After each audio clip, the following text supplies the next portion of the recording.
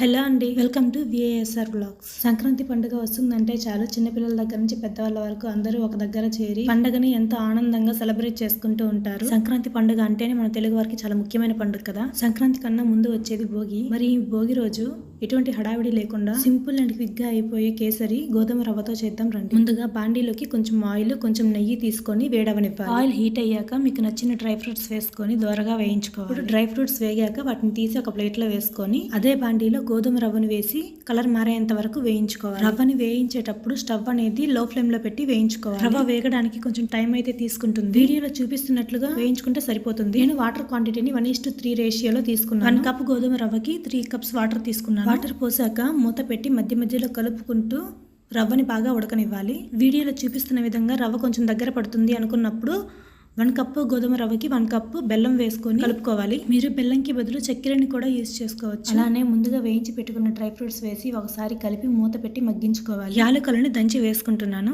ఇప్పుడు అంతా ఒకసారి కలుపుకొని మూత పెట్టుకొని కేసరి దగ్గరకు అయ్యేంత వరకు ఉడికించుకోవాలి. చూడండి, కేసరి ఇలా దగ్గరకు అయ్యేంత వరకు ఉంచుకుంటే సరిపోతుంది. ఇప్పుడు స్టవ్ ఆఫ్ చేసుకోవడం. చాలా టేస్టీగా ఉంటుంది. ఒకసారి ట్రై చేసి చూడండి. అలానే మీకు, మీ కుటుంబ సభ్యులందరికీ సంక్రాంతి శుభాకాంక్షలు. నా వీడియో మీకు నచ్చినట్లయితే మీ ఫ్యామిలీ అండ్ ఫ్రెండ్స్ తో కూడా షేర్ చేయండి. నా ఛానల్ ని సబ్స్క్రైబ్ చేసుకొని పక్కనే ఉన్న బెల్ ఐకాన్ ని క్లిక్ చేయండి. Thank you for watching.